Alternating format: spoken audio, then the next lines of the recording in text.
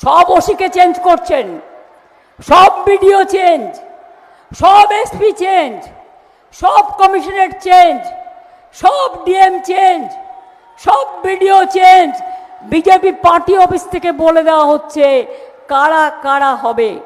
আমার কোনো আপত্তি নেই, আপনারা ভালো থাকুন যারা হয়েছেন, কিন্তু তারা মনে রাখবেন রাজ্যটা পশ্চিমবাংলা, এটা কিন্তু আপনাদেরও রাজ্য। ভোটটা মানুষ দেবে। আপনারা যদি হুজ্জুতি করেন, আমি দায়িত্ব মা বোনেদের উপর দিয়ে গেলাম। মা বোনেরা যে রাধে সে চুলও বাঁধে।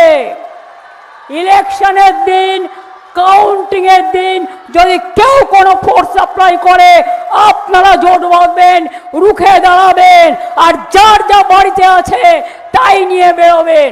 আমরা চাই শান্তিতে সবকিছু হোক, কিন্তু ওয়ান পার্টি চলবে না।